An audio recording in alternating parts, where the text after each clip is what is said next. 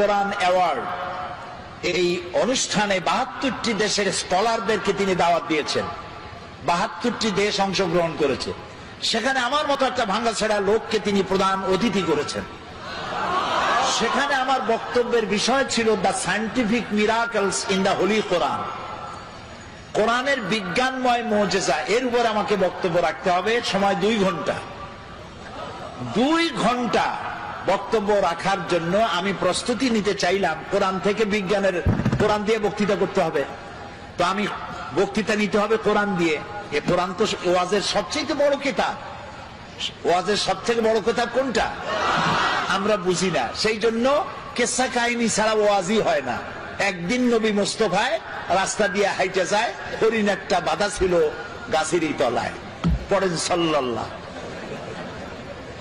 কোন জায়গায় পাইছে আল্লাহ জানে, এগুলো কোথাও নাই, আন্দাজে বানায় নিয়েছে। কিসসা কাহিনী নবীর নামে সাহাবীর নামে মিথ্যা কথা কইয়া মানুষ কান্দায়।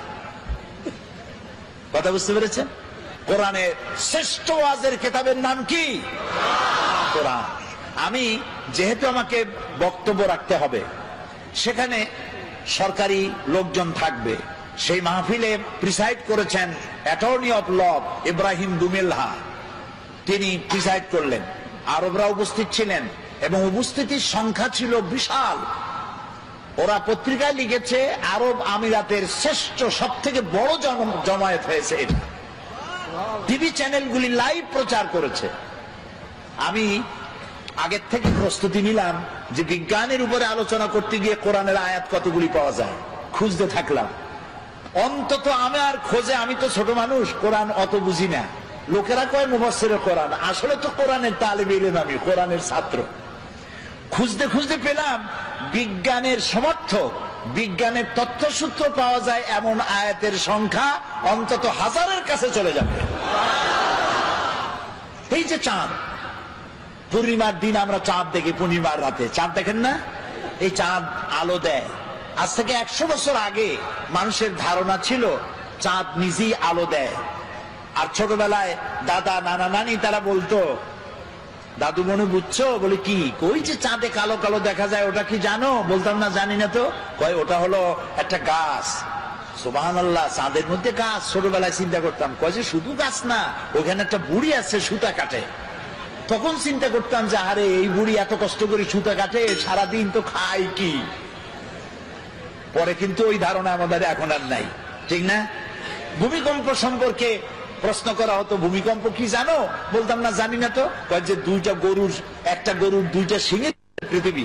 শিং যখন ব্যথা করে তখন এক শিং থেকে আর এক শিং যখন পাল্টায় তখন পৃথিবী কাঁপে ওঠে। চিন্তা করতাম, ওরে বাবা, গরুটা কত বড়, শিংটা কত মোটা। এখন কি তাই বিশ্বাস করি? করি না। আজ থেকে 100 বছর আগে ছিল চাঁদ নিজে আলো দেয়। কিন্তু পরবর্তী সময় বিজ্ঞানীরা আবিষ্কার করলো যে না, চাঁদ আলো যেটা দেয় ওটা ধার করা আলো, ওর নিজের আলো নাই। এই কথা বিজ্ঞান আবিষ্কার করলো এই শখানেক বছর হলো। কিন্তু বিজ্ঞান জানলো 100 বছর আগে, আর তার 1300 বছর আগে জেনেছেন মুহাম্মদুর রাসূলুল্লাহ সাল্লাল্লাহু আলাইহি ওয়াসাল্লাম। এই কোরআনে সূর্যকে বলা হয়েছে শামসুন। কোরআনে সূর্যকে কি বলা হয়েছে? শামসুন, সিরাজুন, ওয়াহাজুন, দিয়াউন। এর অর্থ কি? সিরাজ, শামস, দিয়া, এক একটার এক একটা অর্থ আছে। কোনটার অর্থ হচ্ছে প্রদীপ্ত, প্রজ্জ্বল। কোনটার অর্থ হলো উত্তাপ সৃষ্টিকারী, আলো বিকিরণকারী। এটা হলো সূর্য।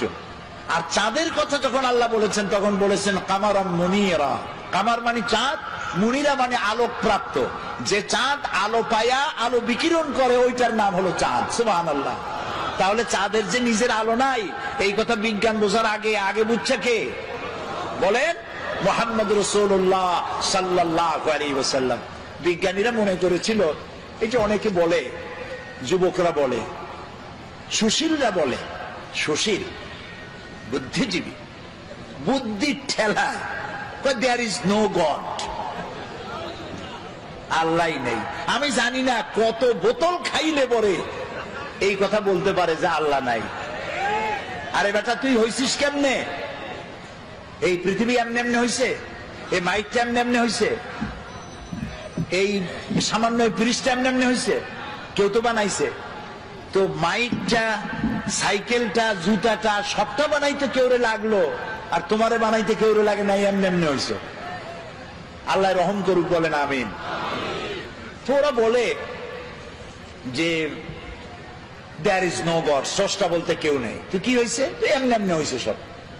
এরপরে বিজ্ঞানীরা দেখলো যে চাঁদ হলো পৃথিবীর সব থেকে, নবী করিম সাল্লাল্লাহু আলাইহি ওয়াসাল্লামকে বিশ্বাস করতে চায় না, কোরআনকে বিশ্বাস করতে চায় না, বলে যে আমাদের বিজ্ঞানীরা তো চাঁদে গেছে, আরে মুহাম্মদ সাল্লাল্লাহু আলাইহি ওয়াসাল্লাম কদ্দুর গেছে, উনি তো আর চাঁদে যাইতে পারে নাই, কাজে বিজ্ঞানীদের গুরুত্বই বেশি। তা আমি বলি ভাই, চাঁদ হলো পৃথিবীর সব থেকে নিকটতম উপগ্রহ। চাঁদ হলো পৃথিবীর মাটি থেকে 2,32,000 মাইল দূরে। এটা একটা উপগ্রহ, পৃথিবীর চাইতে ছোট বা বড়। কিন্তু সূর্য হচ্ছে পৃথিবীর মাটি থেকে 9,30,00,000 মাইল দূরে, ঠিক না? আর ওই সূর্যটা হলো পৃথিবীর থেকে 13 লক্ষ গুণ বড়। বিজ্ঞানীরা মনে করলো এটাই বুঝি শেষ, কিন্তু না, সেটাই শেষ না। দেখা গেল সূর্যের চাইতে বড় আছে, কি আছে? সূর্যের চাইতে আছে বড় আছে তারকা, গ্যালাক্সি। গ্যালাক্সির ভিতরে এমন এমন তারকা আছে, যে তারকা খুব মন খারাপ, মন খুলে শুনুন, যেই সূর্যটা পৃথিবীর চাইতে 13 লক্ষ গুণ বড়, এরকম 2.5 থেকে 3 কোটি সূর্য খাইয়া হজম করতে পারে এরকম হাজার হাজার অসংখ্য তারকা আল্লাহ তাআলা আকাশে সৃষ্টি করে রেখেছেন। বিজ্ঞানীরা মনে করলো এই তারাই তাহলে বড়, কিন্তু পরবর্তী সময় আবিষ্কার হলো না, ওই তারাই বড় না, ওর থেকেও বড় আছে। ওর থেকে বড় কি? ওর থেকে বড় হলো ব্ল্যাক হোল। ব্ল্যাক হোল হচ্ছে অন্ধকার কূপ। এই অন্ধকার কূপটা এত বড় কূপ যে তারায় 2.5 থেকে 3 কোটি সূর্য খাইয়া হজম করতে পারে। সেই তারা ঘুরতে ঘুরতে যদি ব্ল্যাক হোলের রেঞ্জের মধ্যে এসে যায়, তাহলে এই ব্ল্যাক হোল আপনি যেমন চকলেট চুষে শেষ করে ফেলেন, তার থেকে দ্রুত সময়ের ভেতরে ওই তারা চুষে শেষ করে ফেলে দেয়। এই কথা বিজ্ঞান জানলো সেদিন। আর আল্লাহ রাব্বুল আলামিন বিজ্ঞান জানার 1300 বছর আগে আল্লাহ রাব্বুল আলামিন বলছেন, ফালা উকসিমু বিন নুজুম, সেই তারকাসমূহের শপথ, সেই তারকাসমূহের শপথ করি, যেই তারকাসমূহ নিপতিত হয় যেখানে। ফালা উকসিমু বিমাওয়াকিন নুজুম, তারকাসমূহ নিপতিত হয় যে জায়গায়, সেই জায়গার শপথ করি। তো তারকাসমূহ নিপতিত হয় কোথায়? ব্ল্যাক হোলের মধ্যে। সেই কথা আল্লাহ তাআলা 1400 বছর আগে বলে রেখেছেন কোরআন শরীফের মধ্যে। এই যে আপনার আমার একটা শরীর, একটা বডি আছে না? কেমনে হয়েছে এই বডিটা? আল্লাহ রাব্বুল আলামিন বলেন, এই কোরআনের মধ্যে বলেছেন, ইন্না খালাকনাকুম মিন তুরাবিন সুম্মা মিন নুতফাতিন সুম্মা মিন আলাকাতিন সুম্মা মিন মুদগা। তোমাকে মাটির, নিষ্প্রাণ মাটি দিয়ে সৃষ্টি করা হয়েছে, এর থেকে নুতফা হয়েছে, মায়ের পেটে চলে গিয়েছে। এখন বিজ্ঞানীরা, ভ্রূণ তত্ত্ববিদরা বলেন, ভ্রূণ তত্ত্ববিদ তারা বলেন, ভ্রূণ থাকে মায়ের পেটে 3টা পর্দার আড়ালে। এখন বলতেছে, আর কোরআন বলতেছে ফি জুলুমাতিন সালাস, 3টা পর্দার আড়ালে মায়ের পেটে সন্তান থাকে, ফি কারারিম মাকিন, একটা সুরক্ষিত জায়গার ভিতরে আমি এটাকে রেখে দেই। আলাকা সুম্মা মিন নুতফাতিন সুম্মা মিন আলাকা, আলাকা মুআল্লাক থেকে। বিজ্ঞানীরা এখন আবিষ্কার করেছে, যেটা মায়ের পেটের মধ্যে যে জরায়ু আছে, বাচ্চা থলি যেখানে বাচ্চাটা থাকে, ওইখানে আলাকা, এটা ঝুলন্ত অবস্থায় সেটকে থাকে, লাগিয়ে থাকে, মিশে থাকে। ওরা এখন বলতেছে, কিন্তু আল্লাহ বলেছেন 1400 বছর আগে। তারপরে আল্লাহ কি বলছেন? এটাকে আমি গোশতপিণ্ড বানাই, ফাকাসাউনাল ইযামা লাহমা, এই গোশতগুলিকে কচি কচি কতগুলি হাড্ডি দিয়া বডি ফরমেশন করে, তার উপরে গোশত দেই, তার উপরে লাহাম দেই, চামড়া দেই, এরপরে একটা মানুষের আকৃতি ফি আইয়ি সূরাতিন মা শা রাক্কাবাক, রাক্কাবা ইউরাক্কিবু তারকিবান, একটার পর একটা জোড়া দিয়া আমি তোমাকে তৈরি করেছি। দেখো তো জোড়া কতগুলা, হাতের আঙ্গুল থেকে শুরু করে বাহু পর্যন্ত কয়টা জোড়া বলেন? হ্যাঁ, খালি কিলাকিলি করছেন, জোড়া কয়টা দুনিয়া দেখেন নাই। 6টা জোড়া, আঙ্গুলের মাথা থেকে শুরু করে বাহু পর্যন্ত 6টা জোড়া। এই 6টা জোড়া যদি না থাকতো তাহলে কি হতো? ধরেন একটা জোড়া বাদ দিলাম, কোনই তো জোড়া নাই, কারো কবজা নাই। কি বলে সাতক্ষীরা কি কয়, দরজায় কি লাগায়? কবজা বলেন তো। এইখানে কবজা নাই, এখানে যদি কবজাটা না হয় এটা কি হইতো? এটা হাত হইতো না, হইতো লাঠি। ভাত খাইতেন কেমনে? এটা তো ক্লোজ হবে না, ভাত খাবেন কেমনে? খাবারের জন্য 2 হাতের মাথায় 2 জনের বসতে হবে। এ অরে মুখে দেবে, সে তার মুখে দেবে। তাও আবার আঙ্গুলগুলো ভাঁজ হবে না, জোড়া নাই, কাঁচা চামচের মধ্যে মতো মুখে ভাত ঢুকে দিয়ে নাকের সিধার মধ্যে গিয়ে ঢুকতে। হাসতেছেন, কোরআন বোঝেন নাই, কপাল করেছে। আল্লাহ বলতেছেন এমনি এমনি সেজদা দিবি বেটা, সেজদা দিবি যখন বুঝতে পারবি আমি তোরে বানাইছি কেমনে। সুবহান আল্লাহ, বলেন সুবহান আল্লাহ। আহারে কি সুন্দর বানাই দিলাম, পাও বানাই দিলাম বাস করে যেন বসতে পারো। ঠ্যাঙের উপরে ঠ্যাং ফেলে ঠ্যাং ঝুলাও, কিন্তু বানাইছি কি কায়দা করে সেটা দেখো নাই। ঠ্যাঙের উপরে ঠ্যাং ফিরে আবার পাও না রায়, আবার হাত দিয়ে ঘষে। কপাল পোড়া কোথায়। হাত দিলেন, পাও দিলেন,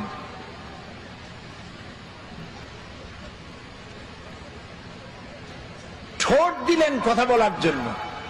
ওয়ালিসানা ওয়া শাফাতাইন ওয়া হাদাইনাহুন নাজদাইন। সুবহানাল্লাহ কোন। আচ্ছা, এই যে 2টা ঠোঁট, আগেই কোন সুবহানাল্লাহ। আচ্ছা, এই 2টা ঠোঁট যদি না থাকতো, ঠোঁট দুটো কত সুন্দর, হাসি দিলে এই ঠোঁটেই সৌন্দর্য বাড়ায় দেয়। দাঁত আর ঠোঁট দুটো মিলে হাসির সৌন্দর্য বাড়ায়। বুড়া মানুষের দাঁত নাই, সে যদি হাসে তার হাসি একরকম। জি, আবার দাঁত ভাঙ্গাদের দাঁত নাই, ফাঁক ফাঁক, ওর হাসি একরকম। পুরা দাঁতগুলি আছে, ঠোঁটও আছে, এর হাসি আবার আর এক রকম। এখন ঠোঁটবিহীন মুখের চিন্তা করেন, ঠোঁট নাই, মনে হবে যেন বেসকি দিয়ে রয়েছে সারাক্ষণ। কি সুন্দর 2টা ঠোঁট দিয়া দিলেন।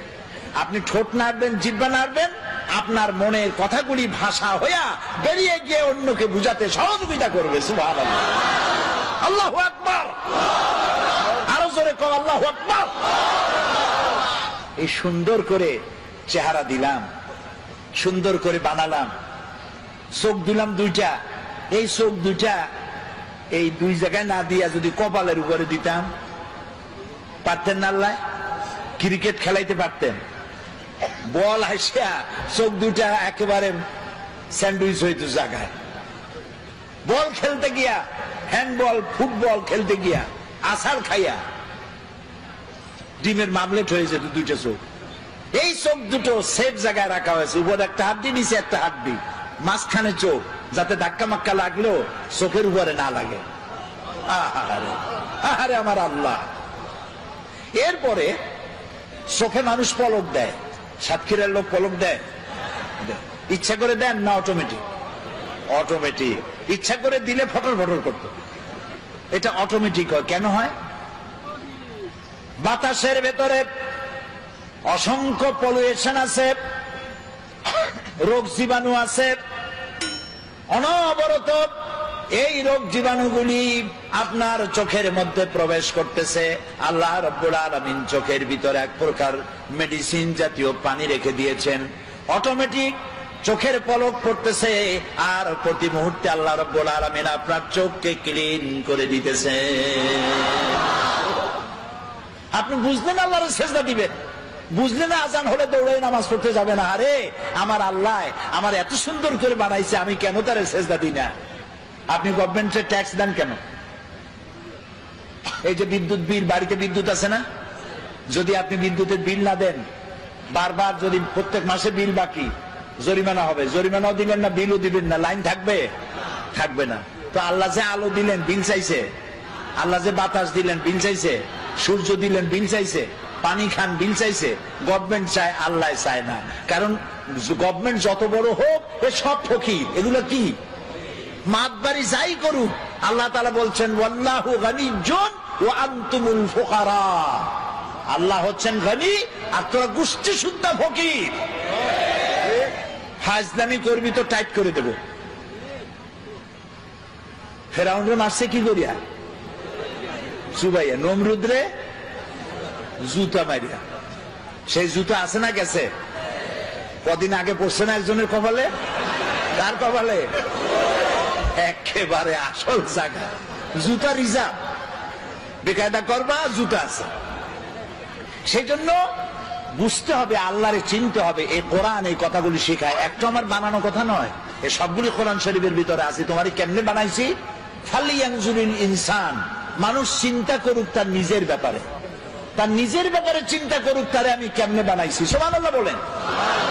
আপনার পা থেকে শুরু করে মাথা পর্যন্ত যে নার্ভ সিস্টেম, রগের যে সিস্টেমটা আছে, শরীরের সমস্ত রগগুলি যদি ছিঁড়া পাশাপাশি সাজানো যায়, 3 একর জমিন লাগবে সাজায় রাখতে। একটা মানুষের শরীরে এত রগ আছে। এই রগগুলি কেন? আপনি যা খান সমস্ত খাবারগুলিকে কার্বোহাইড্রেট বলা হয়। কার্বোহাইড্রেট, আর কার্বোহাইড্রেট হলো ডাল, ডাল জাতীয় খাদ্য, আটা, আটা জাতীয় খাদ্য, চিনি, চিনি জাতীয় খাদ্য, চাউল, চাউল জাতীয় খাদ্য। এই খাদ্যগুলি আপনি খেলে পরে এ দিয়ে পেশাব হয়, পায়খানা হয়, আর রক্ত হয়। রক্তগুলি কেন? শরীরকে তরতাজা রাখার জন্য, শরীরকে উষ্ণ রাখার জন্য, কার্যক্ষম করে রাখার জন্য। এখন রক্ত শরীরের যে এলাকায় যাবে না সেটা প্যারালাইজড হয়ে যাবে। সমস্ত শরীরে রক্ত প্রবাহিত করার জন্য আল্লাহ রাব্বুল আলামিন আপনার বডির মধ্যে একটা জেনারেটর দিয়েছেন। ওই জেনারেটরের নাম কি বুদ্ধি করে কোন তো? হার্ট। হার্টটা কোথায়? মাথায়। কোন জায়গায়? এই যে এইখানে। এই হার্ট অনবরত পাঞ্চিং হচ্ছে, সিস্টোলিক এন্ড ডায়াস্টোলিক। এটা এরকম করতেছে, দেখতেছেন আমার হাত এরকম করতেছে। তো এরকম করতে করতে এরকম করে যদি আর না ছাড়লো তাহলে বলা হলো হার্ট অ্যাটাক করেছে, লোকটা হার্ট অ্যাটাক করে মারা গেছে। আর যখন হসপিটালে থাকে তখন বলে, এটা সাধারণ লোকের ব্যাপারে বলে না, নেতাদের ব্যাপারে বলে, অমুক নেতা হসপিটালে মৃত্যুর সঙ্গে পাঞ্জা লড়িতেছেন। কত বড় বীর, মৃত্যুর সাথে পাঞ্জা লড়ে। ছাগল কি আর গায়ে লেখা থাকে? আরে বাবা, আজরাইলকে, মালাকুল মউতকে যখন মানুষ দেখবে, দেখার সাথে সাথে তার এত বড় পিপাসা হবে, তার মনে হবে 7টা সমুদ্রের সব পানি খেলেও আমার পিপাসা মিটবে না। মালাকুল মউতকে দেখলে এমন অবস্থা হবে, সেই মউতের সাথে পাঞ্জা লড়বা তুমি। কুজাও চাই শীতে শুইতে। তো হার্ট এ পাঞ্চিং করছে, রক্তগুলো টানতেছে, ছড়িয়ে দিচ্ছে, মাথা থেকে বলেন পা পর্যন্ত ছড়িয়ে দিচ্ছে। এখন চিকিৎসা বিজ্ঞানী যারা, তারা কিন্তু নাস্তিক হয় না। আমার বয়স তো কম হলো না, আল্লাহ তাআলা তার এই কোরআনের খেদমত করার সুযোগ দিয়েছেন অর্ধ শতাব্দী, প্রায় 50 বছর কোরআনের কারীমের খেদমত করেছি। আল্লাহ তৌফিক দিয়েছেন বাংলাদেশ থেকে উত্তর গোলার্ধ থেকে দক্ষিণ গোলার্ধ পর্যন্ত পৃথিবীর 4-5টি মহাদেশের অন্তত 50টিরও বেশি দেশ সফরের তৌফিক আল্লাহ দিয়েছেন।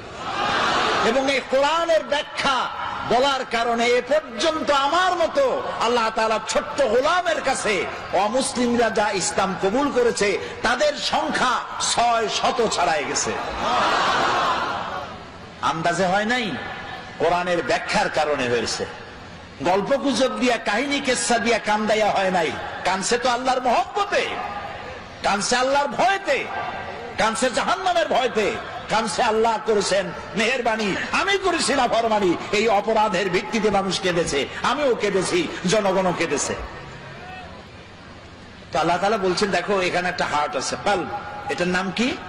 কাল্ব, হৃৎপিণ্ড। এই হৃৎপিণ্ডটা এটা পাঞ্চিং করছে, ওর মধ্যে মোটা মোটা এইরকম কতগুলি তার আছে। এগুলোকে চিকিৎসা বিজ্ঞানীদের ভাষায় বলা হয় আর্টারি। এই তার এরকম মোটা তার আছে।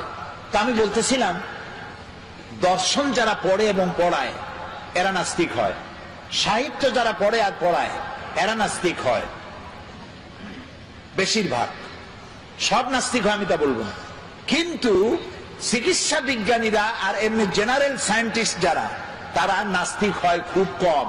কারণ তারা গভীরে যায়, মানুষের শরীরের তার গঠন প্রকৃতি, গোটা বিশ্ব পরিমণ্ডল, নবমণ্ডল, ভূমণ্ডল ইত্যাদি দেখে ওদের মাথায় চিন্তা হয় নিশ্চয়ই এর পেছনে কোনো কারিগর আছে। কিন্তু সেই কারিগর কে? যিনি বুঝতে পারেন তিনি তো পড়েন লা ইলাহা ইল্লাল্লাহ, আর যিনি বুঝতে পারেন না তিনি অন্তত স্বীকার করেন কেউ না কেউ আছে। সুবহানাল্লাহ বলি। আচ্ছা, এই যে রগগুলো কোথায় আছে? রগগুলো কলিজার মধ্যে, মোটা মোটা রগ। আপনি যখন এই যে যারা অফিসার আছেন, সব অফিসার না, কিছু অফিসার আছে ঘুষ খায়, আছে না? এই নির্বাচনের সময় দেখছি লোকেরা টাকা নেয়। তা আমি জিজ্ঞেস করছি, ভাই এই যে টাকা নেও তোমরা, ভোট তো তোমার ভোট তুমি দেবে, তা টাকা নেও কেন?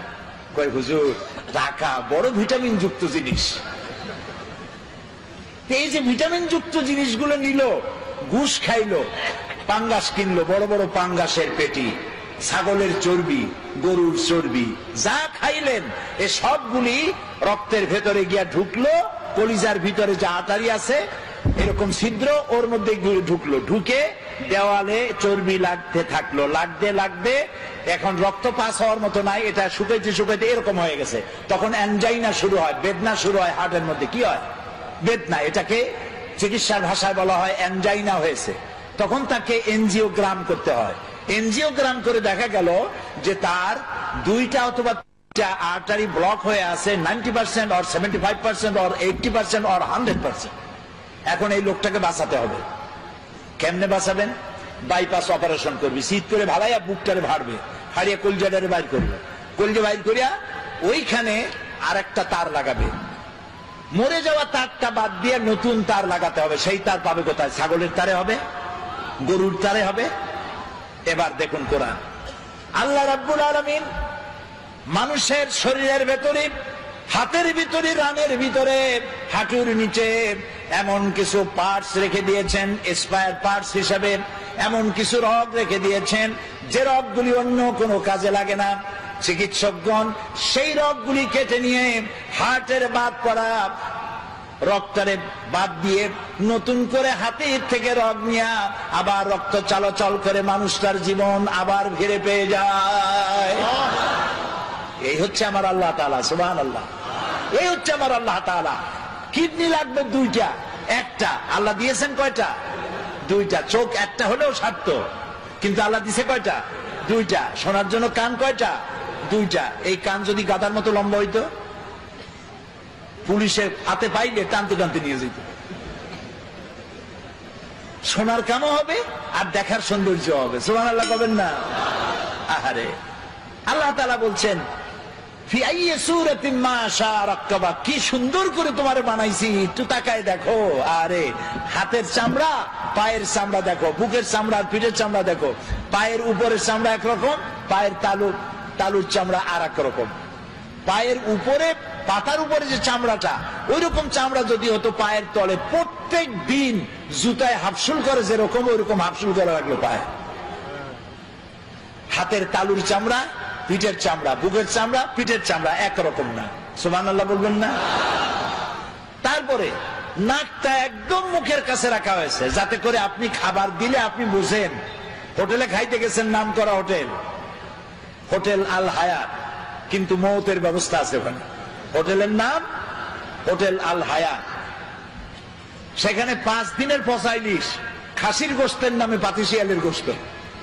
এখন খাইতে গেলে নাক একদম মুখের কাছে, নাক সার্টিফাই করবে, নাক বলে দেবে বেটা খাস না, 5 দিনের পচা ইলিশ। কিন্তু এই নাক যদি মুখের কাছে না হইয়া শরীরের দূরতম কোনো জায়গায় হতো, তাহলে খাবার বানাইয়া জামা গেঞ্জি উল্টাইয়া এরপরে তার কাছ থেকে সার্টিফিকেট নিয়ে তারপর মুখে দেওয়া লাগতো। তাও সুবহানাল্লাহ কবেন না? আল্লাহ তাআলা এত সুন্দর করে এই মানুষকে সুগঠিত করেছেন, সুন্দর করে বানিয়েছেন, তারপরে এই পৃথিবীকে সুসজ্জিত করেছেন মানুষের থাকার জন্য, পড়ার জন্য। আল্লাহ তাআলা বলছেন এই পৃথিবী তোমার জন্য আমি সৃষ্টি করেছি, খালাকা লাকুম মা ফিল আরদি জামিয়া, এই পৃথিবীতে যা সৃষ্টি করেছি সব তোমার জন্য। বিজ্ঞানীরা বলেছেন হিমালয় পাহাড়ের অত্যুচ্চ শিখর থেকে শুরু করে আটলান্টিক মহাসাগরের অতল তলদেশ পর্যন্ত যা কিছু আছে সব মানব সেবায় নিয়োজিত, সব মানুষের সেবা করছে। এই মাত্র 50-60 বছর আগের কথা হবে, প্রশান্ত মহাসাগর, প্যাসিফিক ওশান, প্রশান্ত মহাসাগরের ভিতরে একটি নদী আবিষ্কার হয়েছে। এই নদীটা 400 কিলোমিটার লম্বা আর 150 কিলোমিটার চওড়া, সমুদ্রের মধ্যে নদী। তার মানে কি? তার মানে হচ্ছে সমুদ্রের পানি কি নোনা না মিঠা? বলেন সবাই, নোনা পানি। ওই এলাকার পানিগুলি আল্লাহ বানাইছেন মিষ্টি, এটা আবিষ্কার হয়েছে।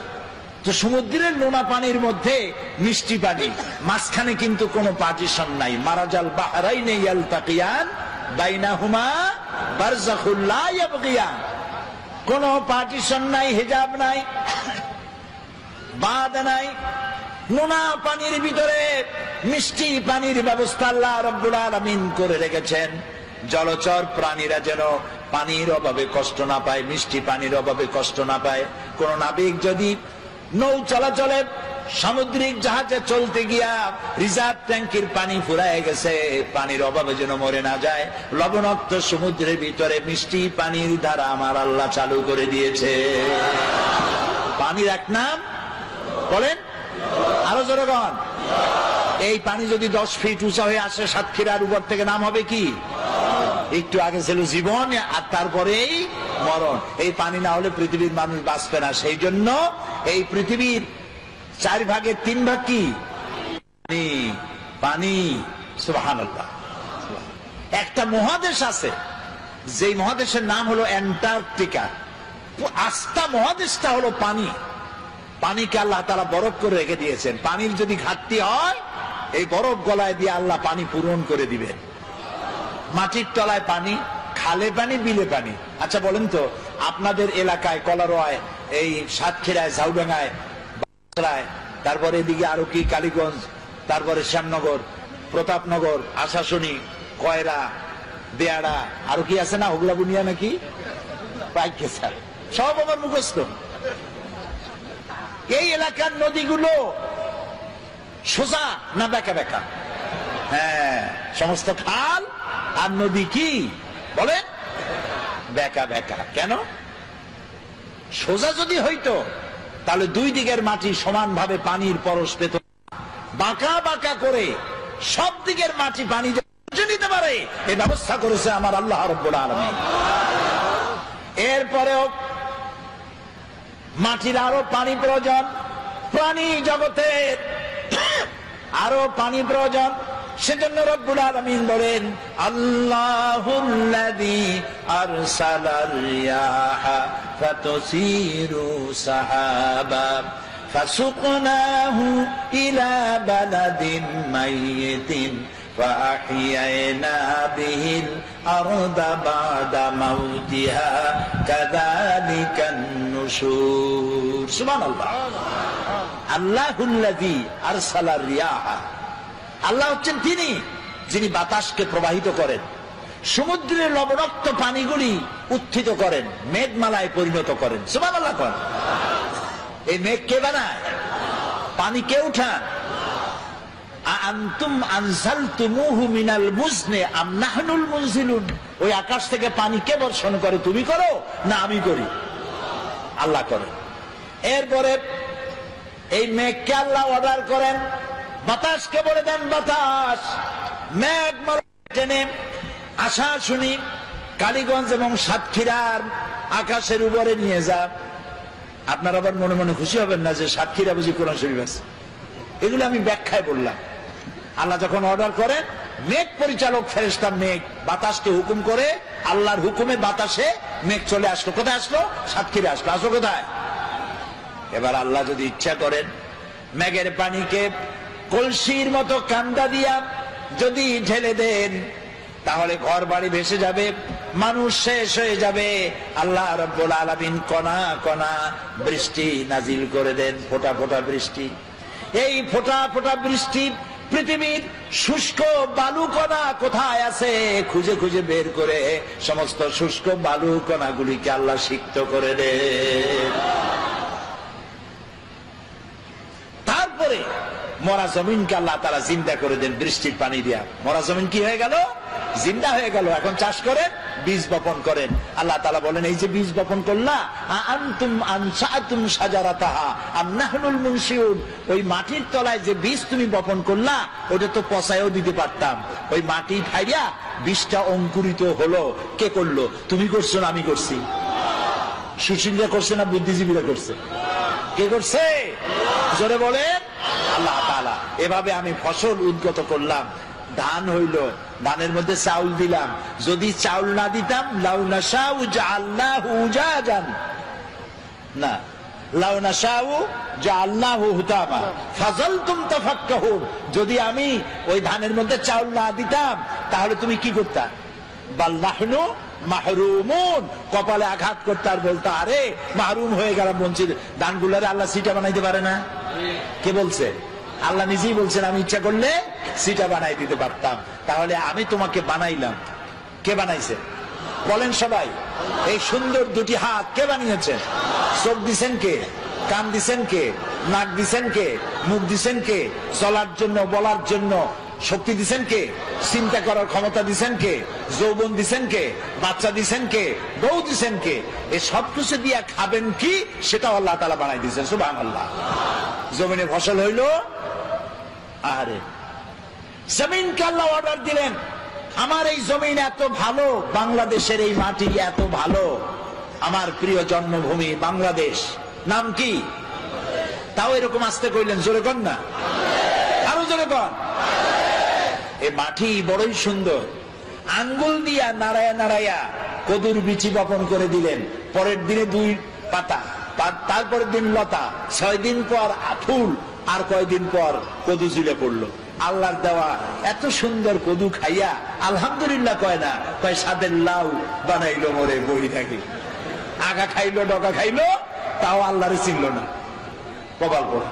কি পোড়া বলেন? কপাল পোড়া। খাবার দিলেন, মাছ দিলেন, তরি তরকারি দিলেন, সব দিলেন, সে আল্লাহর নামাজ পড়ে না, সে আল্লাহর কোরআন বোঝে না। কি কপাল পোড়া! আরে মুসলমান, আল্লাহ রাব্বুল আলামিন বলছেন, আমি খাবার দেই, খাবারগুলো তৈরি করেছি আমি। এবং আল্লাহ এমন দেওয়া দেয়, দেখবেন নামাজ পড়লেও দেয়, নামাজ না পড়লেও দেয়। বরং দেখা যায় যারা নামাজ পড়ে না, রোজা করে না, ইসলামরে গাইলায়।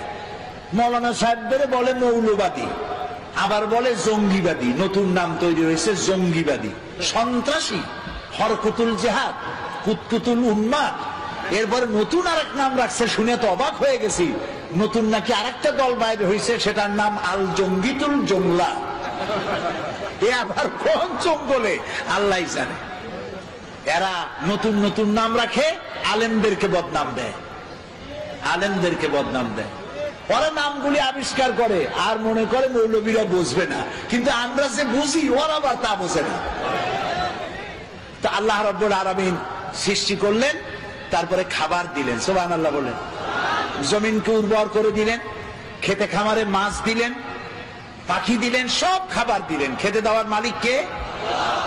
ওয়ামা মিন দাব্বাতিন ফিল আরদি ইল্লা আলাল্লাহি রিজকুহা। এই পৃথিবীর উপরে এমন কোন বিচরণশীল জীব নাই যে জীবের রিস্কের দায়িত্ব আমি আল্লাহ নিজ হাতে গ্রহণ করি নাই। সকল জীবের রিস্কের দায়িত্ব কার? তো আমরা দেখি নামাজ রোজা যারা করে এরা বরং কম পায়, যারা নামাজ রোজা করে না, আল্লাহরে গাইল দেয়, ইসলামরে গাইল দেয়, ইসলাম মিটাবার চেষ্টা করে, ওরা পায় বেশি।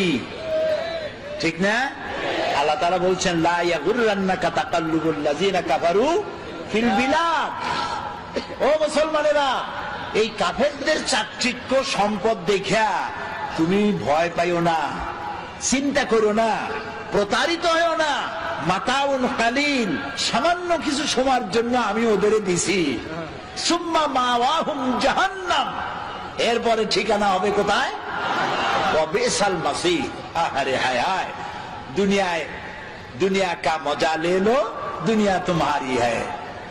দুনিয়ার মজা লোটার জন্য খুব লুটপাট করো, তারপরে সময় আসবে যখন বলবা আমার স্বাদ না মিটিল, আশা না ফুরিল, তারপরে কি সকলই ফুরায় যায়। আরে খাইতে পারলাম না, এত বাড়ি বানাইলাম, এত ঘর বানাইলাম, এত লুটপাট করলাম, এত শয়তানি করলাম, এত ডিজিটাল করলাম, আরে সব তো গেল শেষ হইয়া, সব শেষ, সব শেষ হয়ে যাবে। আল্লাহ রাব্বুল আলামিন খেতে দেন, পড়তে দেন, আর আল্লাহ মানুষকে ক্ষমতা দিয়ে বলেন লিনানজুরা কাইফা তা'মালুন, ক্ষমতা দেই আর তাকায় থাকি তোমার আমলটা কেমন হয়। সুবহানাল্লাহ বলেন, সুবহানাল্লাহ।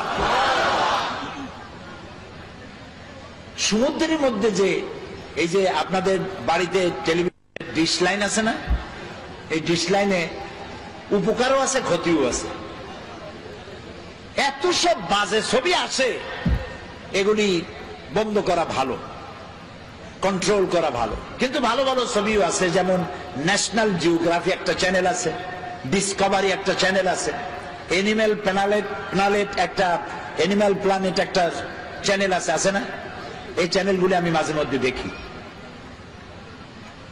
সমুদ্রের ভিতরে সব থেকে বড় জলচর প্রাণীর নাম কি? তিমি। নীল প্রজাতির তিমি যেটা, সেটার ওজন 5000 টন পর্যন্ত হয়। একটা মাছের ওজন 5000 টন পর্যন্ত। ওটা যে বাচ্চা দেয়, তিমিতে ডিম পারে না, কি দেয়? বাচ্চা দেয়। তো মা যেমন, বাচ্চাও তো তেমন। বাচ্চাটা পৃথিবীতে যেদিন আসে সেদিন থেকে শুরু করে প্রত্যেক দিন তার দুধ লাগে 50 থেকে 60 মণ। কোন গভর্নমেন্ট খাওয়ায়? আরে বলো, কোন গভর্নমেন্ট খাওয়ায়? নাম কি তার? চিৎকার দিয়া বলো। আল্লাহ তাআলা খাওয়ায়। সুবহানাল্লাহ, সুবহানাল্লাহ। খাবারের দাবিতে সুন্দরবন থেকে রয়্যাল বেঙ্গল টাইগার খাবার না পাইয়া নিজেরা কামড়া কামড়ি করে 500 বাঘ না খাইয়া মারা গেছে। এরকম কোন খবর পত্রিকায় ছাপা হয়েছে? পত্রিকার তো অভাব নাই। দৈনিক দেখে নেব, প্রত্যেক দিন চিৎকার, মাসিক হুঙ্কার। এই যে পত্রিকাগুলি, তো দৈনিক দেখে নেব এই পত্রিকায় কোনদিন এরকম ছবি আসছে, খবর আসছে? কুমিররা না খাইয়া, হাঙ্গরেরা কামড়গুলি না খাইয়া 2000 কুমির, হাঙ্গর, কামড় নদীর ভিতরে ভেসে উঠেছে। হয়েছে এরকম? হয়েছে এরকম? হয় নাই। ওরা না খেয়ে মরে না। আচ্ছা এখন বলেন, সংখ্যায় কারা বেশি? সংখ্যায় মানুষ বেশি, না পিঁপড়া থেকে শুরু করে পাখি পর্যন্ত তারা বেশি? অন্য সৃষ্টি জগতের মানুষ ছাড়া অন্যরা বেশি। সেগুলো না খাইয়া মরে না। না খেয়ে মরে কারা? মানুষগুলি। ওগুলো না খাইয়া মরে না। এবার আল্লাহ রাব্বুল আলামিন তিনি বলছেন, আমি খাবার দেই, গর্ত থেকে পিঁপড়া বের হয়, সাপ বের হয়, সুন্দরবন বন থেকে বাঘ বেরিয়ে গেল, সিংহ বেরিয়ে গেল, হাতি গন্ডার বেরিয়ে গেল, পানির ভিতরে পুঁটি মাছ থেকে তিমি মাছ, মহাশূন্যে টুনটুনি পাখি থেকে শুরু করে ঈগল পাখি, যে 2 থাবা দিয়া 2টা ভেড়া থাবা দিয়ে উড়ে চলে যেতে পারে, এই শক্তিশালী পাখি। সমস্ত প্রাণী জগৎ সকাল বেলায় খালি পেটে মহাশূন্যে উড়ে বেড়ায়, জঙ্গলে ঘরে, সমুদ্রে সাঁতার কাটে, আর সন্ধ্যা হতে না হতে সমস্ত প্রাণীর পেট ভরে দিয়ে আমি আল্লাহ যার যার ঘরে ফিরাইয়া দেই। সুবহানাল্লাহ, সুবহানাল্লাহ। এ হচ্ছে আমার আল্লাহ। সেই আল্লাহর সেজদা দাও না, যিনি খাওয়ান, যিনি পরান, যিনি সবকিছু দিয়েছেন, সে আল্লাহকে ভুলে গিয়েছ। খেতে দেওয়ার মালিক তিনি। কত খাবা তুমি? হাদিসে কুদসি, হাদিসে কুদসি, অর্থাৎ এটা কোরআন না, আল্লাহ বলেছেন। কি সেটা? হাদিসে কুদসির ভিতরে এসেছে, মুত্তাফাকুন আলাইহি। আল্লাহ তাআলা বলছেন, পৃথিবীতে যত জিন এসেছিল আর যত মানুষ এসেছিল, পৃথিবীতে যত জিন আসবে আর যত মানুষ আসবে, যদি পৃথিবীর কোন একটি মাঠে একত্রিত হয় আর যার যার চাহিদা আমার কাছে চাইতে থাকে, সকলের চাহিদা কি একরকম? আমি চাই কুল বড়ই খাবো সাতক্ষীরা, আপনি চান বাউকুল খাবেন রংপুরে, উনি চায় সবেদা খাবেন, উনি চায় গলদা চিংড়ি খাবো, উনি কয় বিয়ে করব, সে কয় বাচ্চা হোক। তো সকলের চাহিদা তো একরকম না, এক একজনের চাহিদা এক এক রকম। এখন আল্লাহ কি বলেন শোনেন, সমস্ত জেন, আগের কথা মনে আছে তো, সমস্ত জেন সমস্ত মানুষ যা আসছিল আর যা আসবে সব এক মাঠে একত্রিত হইয়া তাদের যার যার চাহিদা অনুযায়ী যদি আমার কাছে চাইতে থাকে, আর সমস্ত চাহিদা যদি আমি সবার পূরণ করে দেই, আমার ভাণ্ড থেকে অতটুকুন ফুরাবে না যতটুকুন একটি সুই সমুদ্রের মধ্যে ডুবাইয়া উঁচা করলে যতটুকুন সমুদ্রের পানি কমবে না, আমার ভাণ্ড থেকে তাও কমবে না। এ হচ্ছে আমার আল্লাহ। বলেন আল্লাহ। আল্লাহ আল্লাহ না কিন্তু আল্লাহ, মুখটা গোল হয়ে যাবে, মোহব্বতের সাথে বলেন আল্লাহ আল্লাহ আল্লাহ। অন্তরের অন্তঃস্থল থেকে, মনের মণিকোঠা থেকে একবার যদি কোনো বান্দা ডাক দেয় আল্লাহ, আল্লাহ রাব্বুল আলামিন 70 বার সাড়া দিয়ে বলেন বান্দা কি চাও, আমি হাজির। আহা, জীবনে বহুবার কাবা শরীফে গেছি, কিন্তু কাবা শরীফের ভিতরটা দেখার সুযোগ আমার হয় নাই। কুয়েত আর ইরাকের যুদ্ধ যখন হলো, বাদশাহ ফাহাদ তখন পৃথিবীর 400 স্কলারদের দাওয়াত দিয়েছিলেন। একটা মীমাংসা বৈঠক হয়েছিল মক্কা শরীফে।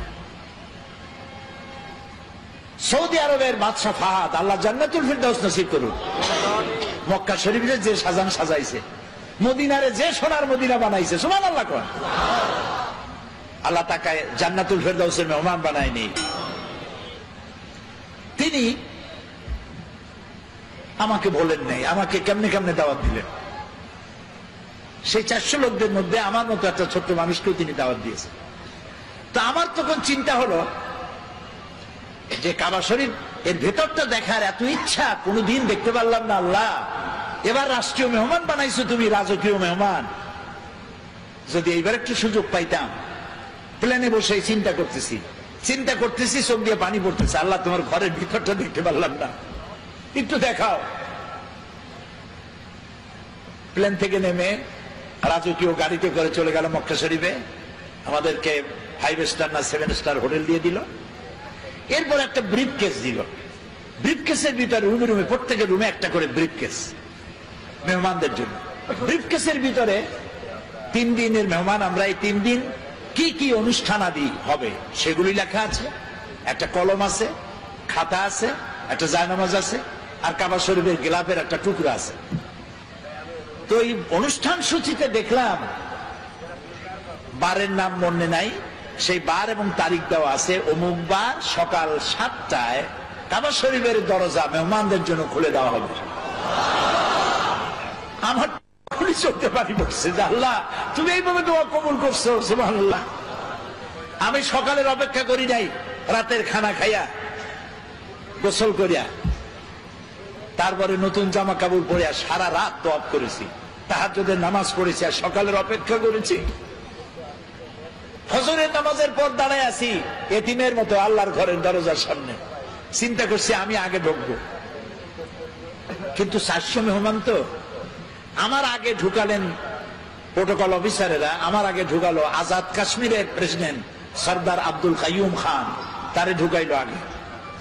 এরপরে তখন রাশিয়া এবং আফগানের মধ্যে যুদ্ধ হচ্ছিল, তখন আব্দুর রাব আস-সাইয়াফ আর রাসূল যিনি কমান্ডার ছিলেন আফগানের, তাকে ঢুকালেন দ্বিতীয়, আর তৃতীয় ব্যক্তি হিসেবে এই গোলামের আল্লাহ ঢুকাইলেন।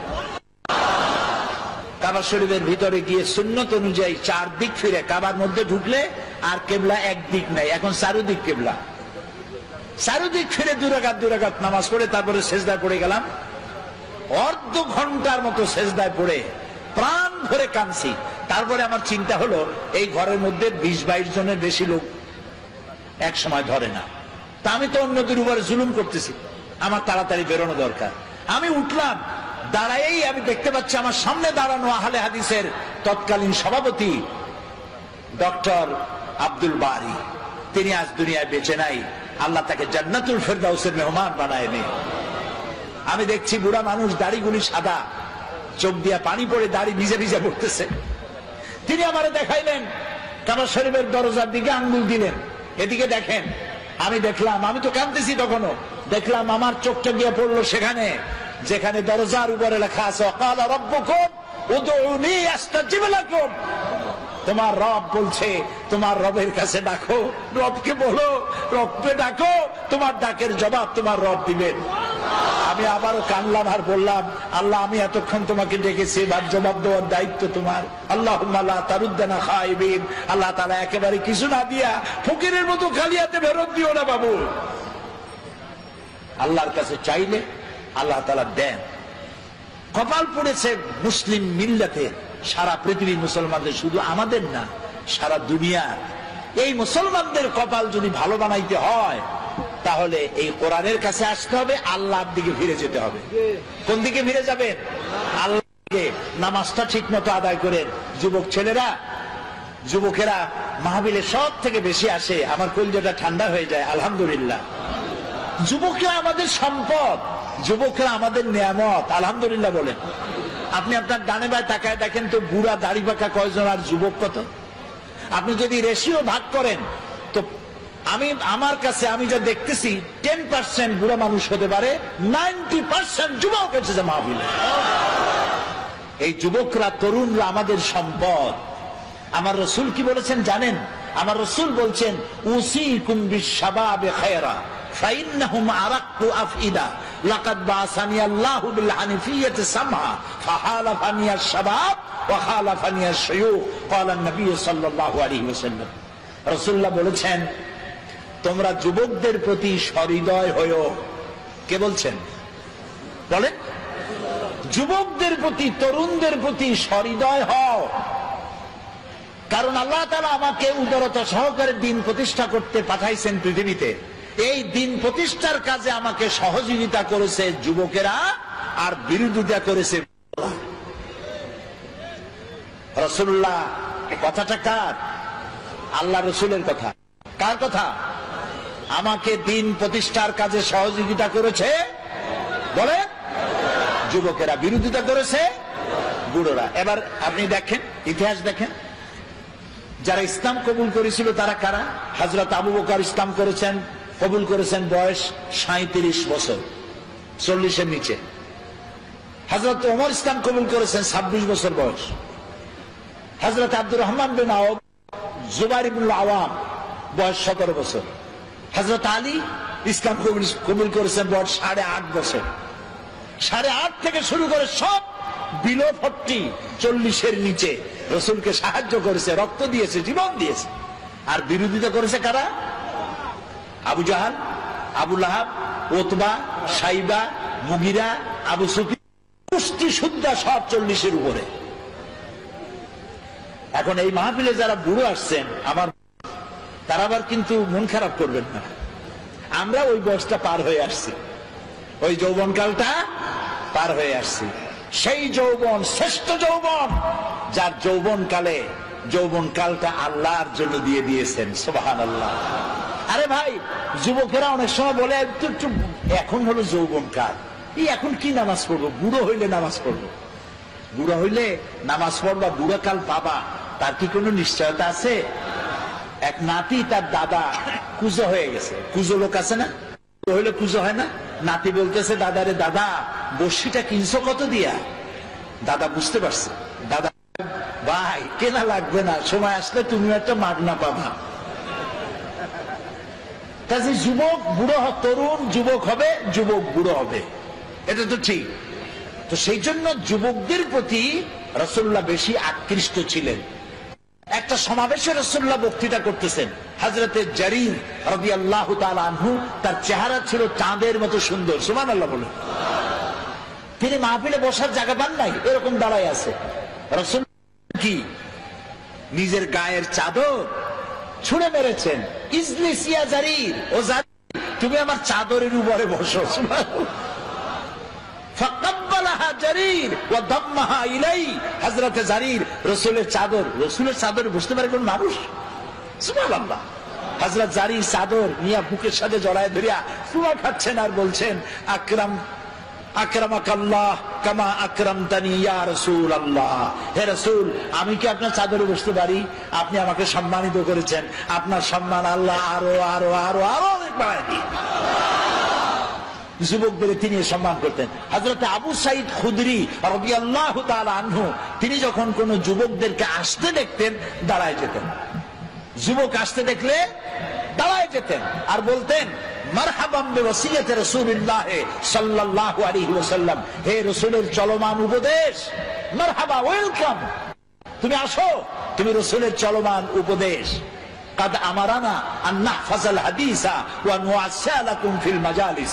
রাসূলুল্লাহ আমাদেরকে নির্দেশ করেছেন আমরা যেন তার হাদিসগুলিকে সংরক্ষণ করি আর তোমাদের মতো যুবকদেরকে যেন আমাদের মজলিসে জায়গা করে দেই। কাজী যুবকেরা, আজান হলে বলে মসজিদে চলে যেও, তোমাদেরকে নষ্ট করার জন্য। মুসলিম যুবক, তোমার গায়ের রক্ত এক মুসলিম তোমার শরীরে।